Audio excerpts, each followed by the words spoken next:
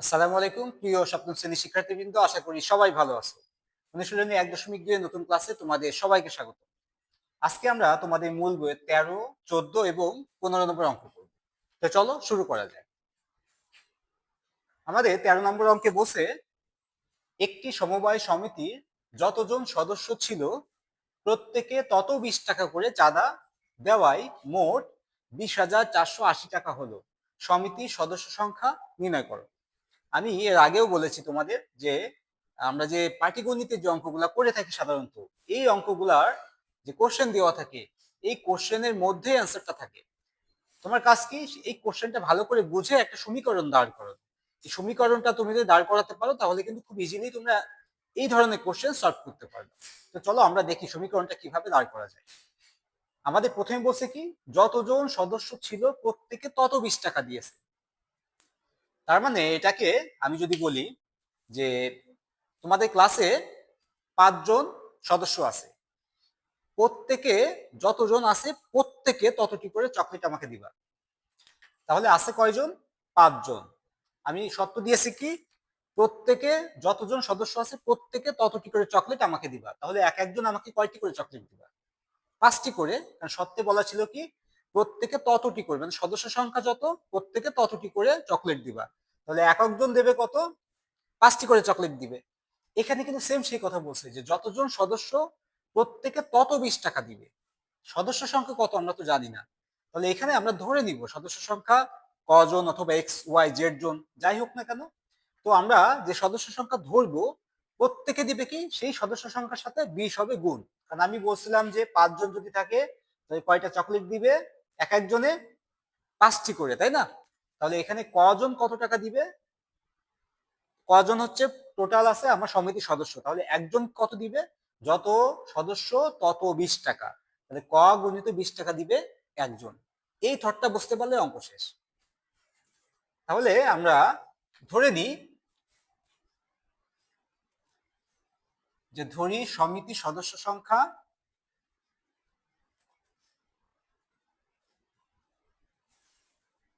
আমরা ধরে নিলাম কজন।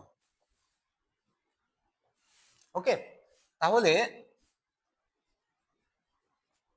একজন চাঁদা দেয়। একজন কি দিবে? যতজন সদস্য তত 20 টাকা। তাহলে একজন দিবে 20 গুণিত ক টাকা, তার মানে 20 ক টাকা দিবে। এখন তাহলে টোটাল আছে কজন? একজন দিচ্ছে 20 ক টাকা, তাহলে কজন কত টাকা দিবে? তাহলে কজন দিবে? 20 ক সাথে ক গুণ হবে, যতজন সংখ্যা তত। তাহলে লিখতে পারি কি, যে কজন চাঁদা দেয়, তাহলে 20 ক গুণিত ক টাকা। এই 20 ক হচ্ছে একজনের টাকা, আর কজনের টাকা হবে যেহেতু এর সাথে সংখ্যাটা গুণ হবে, যতজন আছে তত সংখ্যা। তাহলে টোটাল সংখ্যা ছিল আমাদের সমিতির কজন, তাহলে কজন দিচ্ছে 20 ক গুণিত ক টাকা। আশা করি এটা তোমরা বুঝতে পেরেছো। তাহলে এটা যদি আমরা ক্যালকুলেট করি 20 কর সাথে ক, তাহলে 20 একই সংখ্যা দুইবার গুণ হলে তার বর্গ হয়। তাহলে 20 ক স্কোয়ার টাকা। এটা হচ্ছে এই সমিতির টোটাল সদস্য সংখ্যা, এত টাকা চাঁদা দিবে। এখন আমাদের কিন্তু বলে দিয়েছে তারা, দেখো যে টোটাল চাঁদা দেওয়ার ফলে কত টাকা উঠছে? 20,480 টাকা উঠছে। তাহলে এটা তো চাঁদা দিয়েছে সমিতির যতজন সদস্য ততজন, তাহলে আমরা বলতে পারি এই 20 ক স্কোয়ার সমান সমান 20,480। কারণ এটাও টাকা, সবাই মিলে যে টাকাটা দিয়েছে, আর এটা এরা বলেই দিয়েছে সবাই মিলে এই টাকা দিয়েছে। তাহলে আমরা লিখতে পারি শর্ত মতে অথবা প্রশ্ন মতে, যাই বলি না কেন, 20 ক স্কোয়ার, তার মানে এই যে কজন লোকে টাকা দিয়েছে সমান সমান কত টাকা? 20,480। ওকে, এই যে এটাই আমাদের সেই কাঙ্ক্ষিত সমীকরণ যেটা আমরা দাঁড় করাতে চাচ্ছিলাম। এখন এটা জাস্ট ক্যালকুলেট করলে আমাদের টোটাল লোক সংখ্যা বের হয়ে যাবে। তাহলে এখানে দেখো 20 আছে ক স্কোয়ারের সাথে গুণ আকার, ওই পাশে নিয়ে যাব, ভাগ হয়ে যাবে। তাহলে 20,480 ডিভাইডেড বাই 20। এই শূন্য শূন্য আমরা কেটে দিই, 20,048কে আমরা যদি 2 দিয়ে কাটি তাহলে পাবো 1024। তাহলে বা ক স্কোয়ার সমান সমান 1024। আমরা জানি স্কোয়ারটা ওই পাশে নিয়ে গেলে বর্গমূল হয়ে যায়। তার মানে আমরা লিখতে পারি বা ক সমান সমান √1024। ওকে, এখন 1024কে বর্গমূল করতে হবে। এই বর্গমূল আমরা শিখেছি কিভাবে করতে হয়, এবং আমি দ্বিতীয় অপশনটা বলেছিলাম যে তোমাদের কিছু বর্গমূল মুখস্থ করা। ওকে, আমি একটু দুইটা প্রসেসই দেখাই দিই তোমাদের যে কিভাবে বর্গমূল করতে হয়। এটা আমরা জানি, জোড়ায় জোড়ায় নিতে হয়। প্রথমে 10 আছে, তাহলে আমি নিব 3, 3 স্কয়ার করলে 9। ওকে, 10 থেকে 9 গেলে থাকে 1, এক জোড়া সংখ্যা নামবে 24, তার মানে টোটাল হলো 124। এই 3 এখানে হবে ডাবল। এখানে আমি কত সংখ্যা নিলে দেখো তো মিলে যাবে। আমি যদি 2 নিই তাহলে 62 দুগুণে 124, এই যে মিলে গেল। তাহলে আমি অ্যান্সার পেলাম কত? 32। তার মানে 1024কে যদি আমি বর্গমূল করি তাহলে অ্যান্সার পেয়ে যাব 32। আশা করি তোমরা এটা বুঝতে পেরেছো। এখন দেখো ক আমি কি ধরেছিলাম? সদস্য সংখ্যা। তাহলে ক এর মান পেলাম 32। তাহলে ওই সমিতিতে কতজন লোক ছিল? 32 জন। আমরা কিন্তু সহজে এখন বলতে পারি। তাহলে অতএব নির্ণয় ওই সমিতিতে সদস্য সংখ্যা ছিল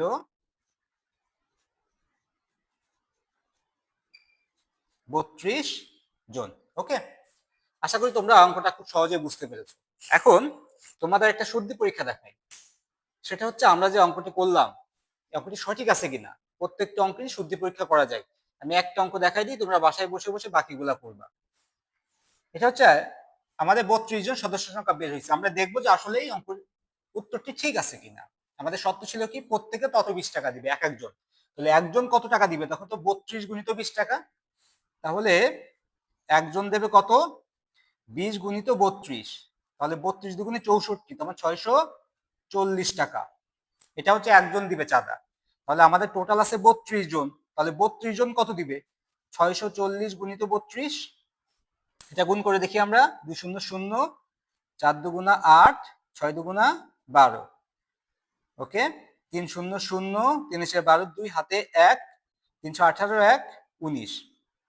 ওকে, এবার আমরা দেখি শূন্য, 8 করতে 8, 2 2 4, 9 1 10, শূন্য হাতে 1 আর 1 2। দেখো তো তাহলে 32 জনে টোটাল কত টাকা দিল? 20,480। আমাদের কিন্তু এখানে বলেছিল যে যতজন আছে প্রত্যেকে তত 20 টাকা দিলে 20,480 টাকায় উঠবে। তাহলে আমরা দেখলাম যে 32 জন যদি অ্যান্সার হয় তাহলে 20,480 টাকাই হয়। তাহলে অ্যান্সারটি 32 অবশ্যই ঠিক আছে।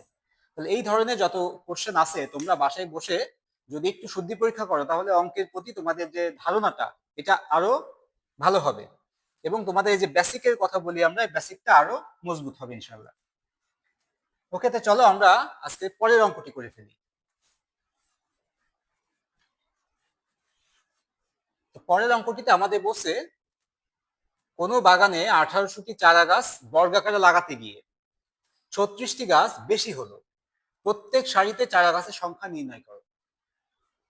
দেখো আমাদের বলছে 1800টি চারা গাছ আমরা কিনে নিয়ে আসছি। ধরো আমরা একটা বাগান করব এবং আমাদের শর্ত হচ্ছে বাগানটা বর্গাকারে লাগাইতে হবে। তার মানে দৈর্ঘ্য বরাবর আমি যতগুলা চারা লাগাবো, প্রস্থ বরাবর আমার ততগুলা চারাই লাগাইতে হবে।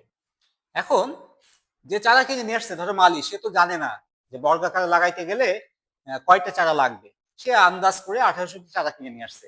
এখন যখন তোমরা লাগাইতে গেলা দৈর্ঘ্য প্রস্থ বরাবর মানে বর্গাকারে লাগাইতে গেছো, তখন দেখছো 36টি চারা বেশি হয়ে গেছে। তাহলে এই যে সারিতে, এক একটা সারিতে কতগুলা চারা ছিল, তার মানে এখানে 1800টি চারা থেকে 36টি চারা বেশি হয়ে গেছে। তাহলে 36টি চারা বাদে যে চারাগুলা ছিল এইগুলা কিন্তু বর্গাকারে সাজানো গেছে, তাই না? এটাই হচ্ছে মূল থট এই অঙ্কের। তাহলে 1800 থেকে যদি 36টি বাদ দিয়ে দিই আমি, তাহলে যেই সংখ্যাটি পাবো ওই সংখ্যা একটা পূর্ণবর্গ সংখ্যা, কারণ তাকে দৈর্ঘ্য প্রস্থ বরাবর সাজানো গেছে বর্গাকারে। ওই সংখ্যার বর্গমূল করলে যে অ্যান্সারটি পাবো প্রত্যেক সারিতে, সেটাই ছিল সংখ্যা, গাছের সংখ্যা। ওকে, তাহলে আমরা লিখতে পারি দেওয়া আছে গাছের সংখ্যা 1800টি। এখন বলছে কি 36টি চারা বেশি হয়ে গেছে বর্গাকারে সাজাতে গিয়ে, তাহলে এটা আমরা লিখতে পারি বর্গাকারে সাজাতে গিয়ে বেশি হয় 36টি চারা। তাহলে অতএব এই 1800 থেকে 36 বিয়োগ করে দেব আমি, তাহলে আসতেছে কত? 1764 এর বর্গমূল হবে নিম্ন প্রত্যেক সারিতে চারা গাছের সংখ্যা।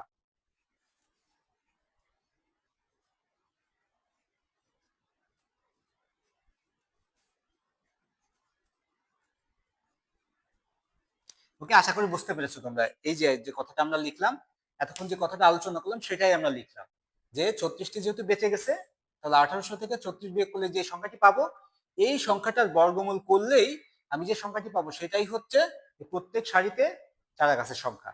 এখন কাজ হচ্ছে 1764 বর্গমূল করে ফেলা। তাহলে 1764 বর্গমূল আমরা করব। এখন তোমরা বলতে পারো যে এইটা আমি ক্যালকুলেটরে করে ফেলবো, করতে পারো, তবে তুমি মার্কস পাবা না। কারণ তোমার বর্গমূলের যে অঙ্কগুলো আছে, তোমাদের লিখিত অঙ্ক আসবে সৃজনশীলে খ অথবা গতে, এই অঙ্কগুলো অবশ্যই তোমাকে বর্গমূল করে দেখাতে হবে পরীক্ষার খাতায়। এটা যদি তুমি ক্যালকুলেটরে প্রেস করে বসাই দাও এর অ্যান্সারটি এত, তাহলে তুমি মার্কস পাবা না এখানে। তাহলে প্রথম কাজ কি আমার? জোড়াবদ্ধ করা।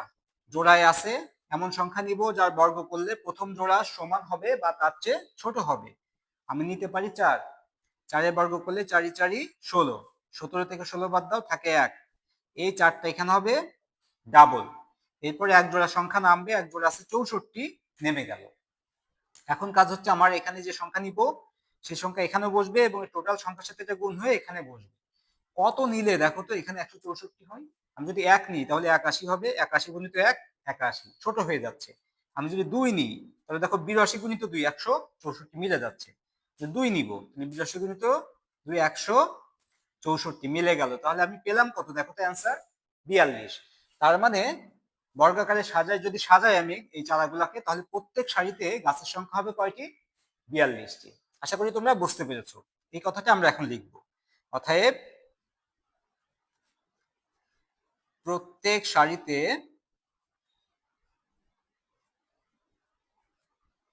চারা গাছের সংখ্যা হবে 42টি। এটাই আমাদের অ্যান্সার। তাহলে চলো আজকে আমরা আমাদের লাস্ট যে অঙ্কটি আছে 15 নম্বর অঙ্ক, সেটা শেষ করি। এখন 15 নম্বর অঙ্কে আমাদের বলছে যে কোন ক্ষুদ্রতম পূর্ণবর্গ সংখ্যা 9, 15 এবং 25 দ্বারা নিঃশেষে বিভাজ্য হবে। তাহলে এখানে কিন্তু আমাদের অঙ্কের ভিতরে সত্য বলছে দুইটা। প্রথম সত্য হচ্ছে যে সেটা ক্ষুদ্রতম সংখ্যা হতে হবে যেটা 9, 15 এবং 25 দ্বারা বিভাজ্য হবে, এবং সেটি একই সাথে শুধু ক্ষুদ্রতম সংখ্যা হলে হবে না, সেটি পূর্ণবর্গ সংখ্যাও হতে হবে, যেটি 9, 15 এবং 25 দ্বারা বিভাজ্য হবে। এখন আমরা জানি যখন আমাদের বলে দেয় একের অধিক সংখ্যা দ্বারা বিভাজ্য, যে 3টা 2টা 4টা 5টা এরকম সংখ্যা দিয়ে দিয়েছে, বলছে ক্ষুদ্রতম সংখ্যা বের করো যেটি এই সংখ্যাগুলো দ্বারা নিঃশেষে বিভাজ্য হবে, তখন আমরা কি করি? লসাগু করি। লসাগু মানে কি? লঘিষ্ঠ সাধারণ গুণনীয়ক, তাই না? লঘিষ্ঠ মানে কি? সবচেয়ে ক্ষুদ্রতম। সাধারণ মানে কি? যেটা সবার মধ্যে আছে। ওকে, আর হচ্ছে সরি, লঘিষ্ঠ সাধারণ গুণিতক, তার মানে সবচেয়ে ছোট যে গুণিতকটা সেটা 3টার সংখ্যা বা 4টা সংখ্যা, যে কটা সংখ্যায় দেওয়া আছে সেই কটা সংখ্যার মধ্যে বিদ্যমান। আমরা যদি একটু বিশ্লেষণ করি, ধরো 9, 15 আর 25 দিয়েছে। ধরো 9 এর গুণিতক কি হতে পারে? 9 এর গুণিতক 9 একটু 9, 9 গুণিতক হতে পারে 9 দুগুণ 18, 3 নং 27, 4 নং 36, 5 নং 45। ওকে, আমি কয়টা নিলাম? 9 গুণিত 9 এর সাথে 1 থেকে 5 পর্যন্ত গুণ করেছি। ওকে, দেখো তো 15 গুণিতক কি হতে পারে? 15 কে 15, 15 দুগুণে 30, 3 15 45, 4 15 60, আর 5 15 75। এটাও 5 পর্যন্ত গুণ করেছি। ওকে, 25 গুণিতক দেখি। 25, ওকে 25, 25 দুগুণে 50, 3 25 75, 4 25 100, 5 25 125। দেখো আমি এখানে যে 3টি সংখ্যা আমাদের দিয়েছে, এই 3টি সংখ্যা দিয়ে আমি 5টি করে গুণিতক বের করেছি, 1 থেকে 5 পর্যন্ত গুণ করে। তাহলে দেখো 9 এর যে গুণিতক গুলো পাইছি এর সাথে দেখো তো 15 গুণিতক কোনটা মিল আছে? মিল আছে, 45। তার মানে 9 এর একটা গুণিতক 45, 15 সাথে মিল আছে 45। আমি যে প্রথম 5টি নিয়েছি তার মধ্যে একটা। ওকে, দেখো তো 25-এ আছে কি না 45? না, 25-এ কিন্তু 45 নাই।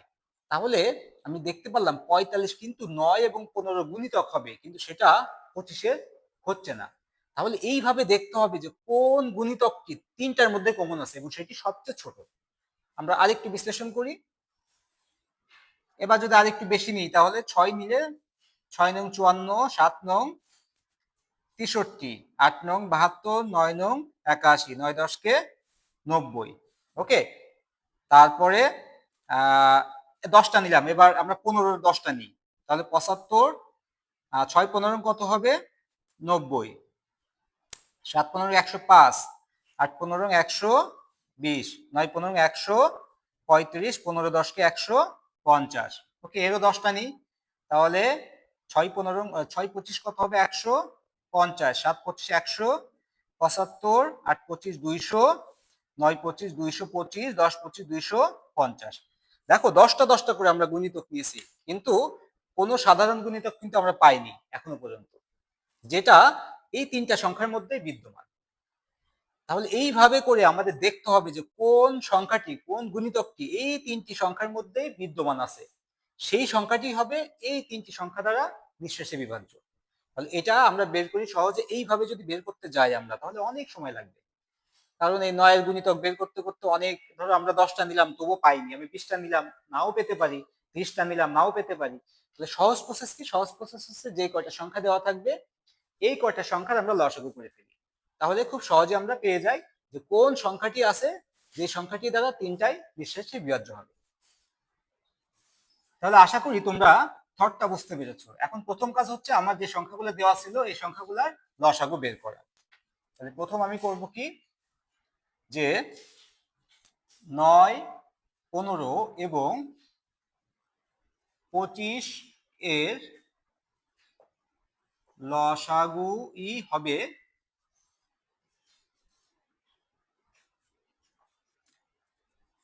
সেই ক্ষুদ্রতম সংখ্যা। ওকে, তাহলে আমরা ৯, ১৫ এবং ২৫ এর লসাগু করি। তাহলে দেখো কোন সংখ্যাটি দ্বারা ভাগ যাচ্ছে, ৩ দ্বারা যাচ্ছে না, ৫ দিয়ে যায়। ৯ তো ৯, ৯ ভিতরে তো যাচ্ছে না, ৩ ৫ ১৫, ৫ ৫ ২৫। এখন দেখো তো ৩ যদি নিই, ৩ তিরিকে ৯, ৩ অক্ষে ৩, ৩ ৫ ১৫, বা ৫ থেকে গেল, সরি। এখন আমাদের আর কোনো সংখ্যা এর ভিতরে কমন নাই যেটা দিয়ে আমি ভাগ করতে পারি। ৩ নিলে আমার ১ এর মধ্যে যাচ্ছে না, ৫ এর মধ্যে যাচ্ছে না, তার মানে আমরা জানি লসাগুর ক্ষেত্রে যদি ৩টি সংখ্যা থাকে তাহলে এমন সংখ্যা কমন নিতে হয় যে সংখ্যাটি মিনিমাম দুইটি সংখ্যার মধ্যে যাবে, তার মানে দুইটি সংখ্যাকে ওই সংখ্যা দ্বারা ভাগ করা যাবে। এখন আর যাচ্ছে না, তাহলে এখন আমরা কি করব, আমরা যে সংখ্যাগুলো পেয়েছি এই সংখ্যাগুলো আমরা গুণ করে দেব। তাহলে পাইছি ৫ গুণিত ৩ গুণিত ৩ গুণিত ৫, একের সাথে গুণ করলে যা তাই। এজন্য এটাকে আমরা যদি একটু সাজাই লিখি, ধরো ৩ গুণিত ৩ গুণিত ৫ গুণিত ৫, একই কথা, জাস্ট একটু সাজাই লিখলাম। তাহলে কত হচ্ছে দেখো তো, ৫ ৫ ২৫, ৩ ২৫, ৭৫, ৭৫ গুণিত ৩, ৩ ৭৫ হচ্ছে ২২৫। তাহলে ২২৫ পেয়েছি আমরা এদের লসাগু করে। তার মানে এই ২২৫ হচ্ছে সেই ক্ষুদ্রতম সংখ্যা, যে ক্ষুদ্রতম সংখ্যাকে ৯, ১৫ এবং ২৫ দ্বারা নিঃশেষে ভাগ করা যায়। আমাদের প্রথম শর্ত আমরা পেয়ে গেলাম। এখন আমাদের দ্বিতীয় শর্ত দেখতে হবে যে এটি পূর্ণবর্গ সংখ্যা কিনা। এটি পূর্ণবর্গ সংখ্যা কিনা আমরা কিভাবে বুঝবো? দেখো তো, একটা সংখ্যা পূর্ণবর্গ হইতে গেলে তার যে উৎপাদকগুলা থাকবে, উৎপাদকগুলা থাকবে জোড়ায় জোড়ায়। দেখো এর যে উৎপাদক ছিল ৩ এক জোড়া, ৫ এক জোড়া, তার মানে এর উৎপাদক ছিল দুইটা, ৩ আর ৫ দুইটাই ছিল জোড়ায় জোড়ায়। তাহলে যেহেতু এর উৎপাদক জোড়ায় জোড়ায় ছিল, তাহলে অবশ্যই ২২৫ একটি পূর্ণবর্গ সংখ্যা। তাহলে একই সাথে এ কিন্তু দুইটা শর্তই মানতেছে। সেটা হচ্ছে, এক হচ্ছে এ ৯, ১৫, ২৫ দ্বারা নিঃশেষে বিভাজ্য হবে, এবং একই সাথে এ হচ্ছে একটি পূর্ণবর্গ সংখ্যাও হবে। তাহলে আমরা লিখতে পারি যে যেহেতু ২২৫ এর উৎপাদকগুলো জোড়ায় জোড়ায় আছে, অতএব ২২৫ একটি পূর্ণবর্গ সংখ্যা।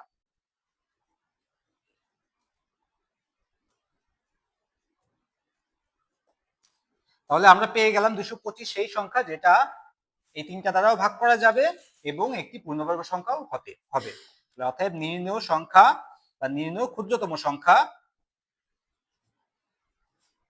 ক্ষুদ্রতম পূর্ণবর্গ সংখ্যা